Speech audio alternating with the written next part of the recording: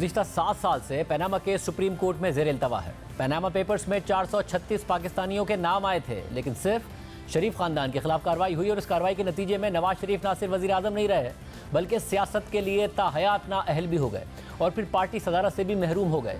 कई महीने जेल में भी गुजारे। मरियम नवाज और कैप्टन सफदर को भी सजाएं हुई, ताहम इस्लामाबाद हाई कोर्ट ने गुज़िश्ता साल इन दोनों को बरी कर दिया था और उनकी सजाएं कलअदम करार दे दी थी। लेकिन अहम बात यह है कि जिस तरह से सुप्रीम कोर्ट में पनामा केस चला, जिस तेज़ी से इसकी कार्रवाई आगे बढ़ी और जिस अंदाज में JIT बनाई गई और फिर जिस बुनियाद पर फैसला दिया गया और जिस तरह एहतसाब अदालत पर सुप्रीम कोर्ट के मॉनिटरिंग जज लगे, ये सारा मामला आए दिन मजीद मुतनाज़ होता जा रहा है।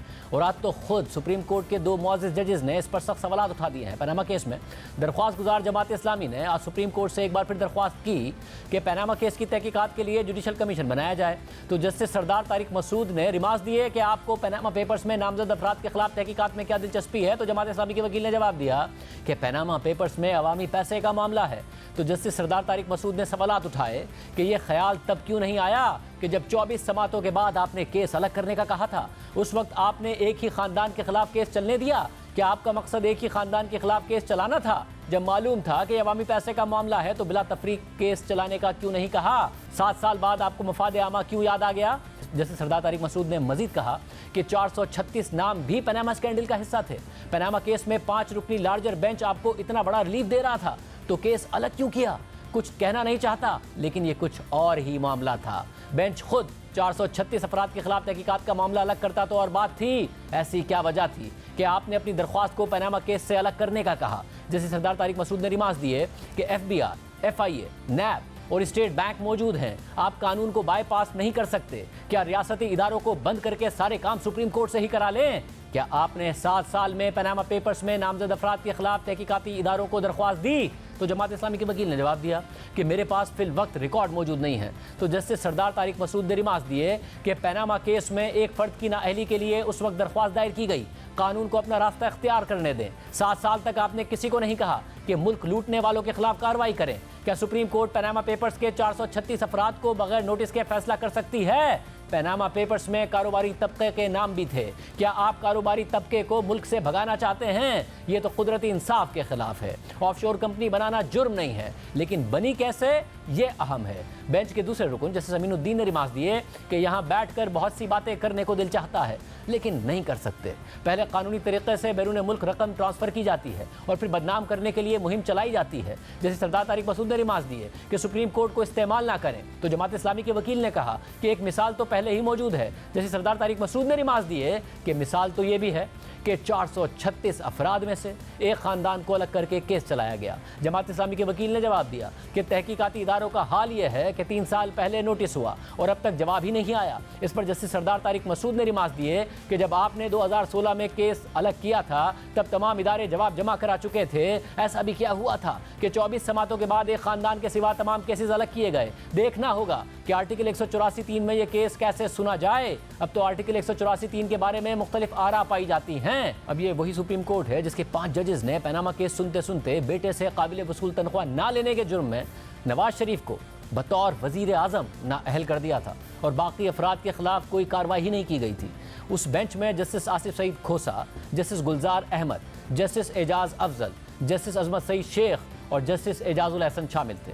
2016 में जब पनामा पेपर्स लीक हुए थे तो जमात इस्लामी और इमरान खान ने सुप्रीम कोर्ट से रुजू किया था और फिर ये मौक़िफ़ अपनाया गया था कि सबसे पहले मुल्क के वज़ीर आज़म का हिसाब किया जाए, उसकी फैमिली का हिसाब किया जाए, फिर बाकियों का मामला देखा जाए। खुद सुप्रीम कोर्ट की भी यही राय थी, लेकिन अमलन ऐसा कुछ नहीं हुआ। शरीफ ख़ानदान का केस तो सबसे पहले चला और उन्हें सज़ा भी दी गई, लेकिन बाकी अफराद के खिलाफ कोई कार्रवाई नहीं हुई, जिस पर आज खुद सुप्रीम कोर्ट ने भी शकूक व शुबहात का इजहार किया है और अहम सवालात उठाए हैं। जबकि इससे पहले गुज़िश्ता साल अक्टूबर में सुप्रीम कोर्ट के सीनियर तरीन जज जस्टिस काजी फाइज ईसा ने आसमा जहांगीर कॉन्फ्रेंस से खिताब करते हुए कहा था कि एक वज़ीर आज़म को इसलिए हटाया जाता है कि उसने वो ख्याली आमदनी जाहिर नहीं की जो उसने कभी वसूल ही नहीं की थी। Another Prime Minister is removed for non-disclosure of notional income which he never received. I'm not going to comment about this judgment. I'm just saying what it says. It says, Mr. Prime Minister, you were entitled to receive salary. You did not receive it. And you did not disclose it. So, you're not a good Muslim. So, we sent you home. That's what the judgment says. I won't say if I agree or not. Anyways, that's what it says. And how was it done? Before that, it was preceded by something called JIT, Joint Investigation Team. Actually, a term with which I was also pretty unfamiliar, because in all the laws of Pakistan, you'll search for it, you'll find it only one place, and that is in the Anti-Terrorism Act. I don't think it is found anywhere else. और अब supreme court ये सवाल भी उठा रही है कि Panama case में बाकी सबको छोड़कर सिर्फ एक खानदान को क्यों निशाना बनाया गया। हमने सितंबर 2018 में अपने प्रोग्राम में वजीर आजम इमरान खान के उस वक्त के मौमन खुसूसी शहजाद अकबर के सामने जब ये सवाल रखा था कि पनामा लीक्स में शरीफ खानदान के साथ जिन दीगर पाकिस्तानियों के नाम सामने आए उनके खिलाफ कब कार्रवाई होगी, तो शहजाद अकबर का कहना था कि बाकियों के खिलाफ भी फौरी तौर पर कार्रवाई होगी। पनामा पेपर्स में और फिर उसके बाद भी बहुत सारे लोगों की डिटेल्स आई, तकरीबन 450 नाम थे, मगर एक शरीफ खानदान के खिलाफ केस आगे बढ़ा। बाकियों का क्या हुआ, तो वो तो डिटेल्स सामने हैं।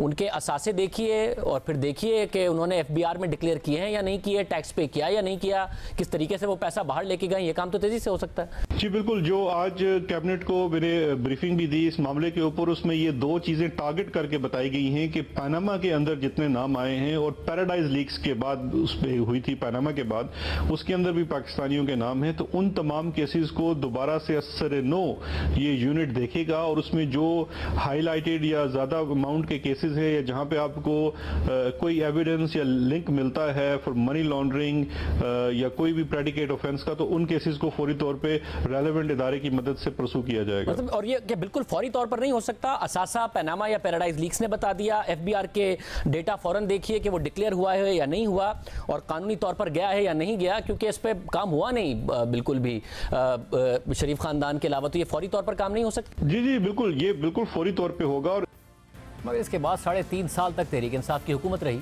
लेकिन पनामा स्कैंडल के हवाले से कोई नई चीज़ सामने नहीं आई और उसके बाद ना ही किसी को कटहरे में खड़ा किया गया। और फिर इमरान खान की हुकूमत में जब बरतानिया से 190 मिलियन पाउंड एक बिजनेस टाइकून के पकड़े गए, तो वापस इमरान खान ने उन्हीं की जेब में डाल दिए। सुप्रीम कोर्ट अब 1 महीने के बाद पनामा केस की दोबारा समाअत करेगी।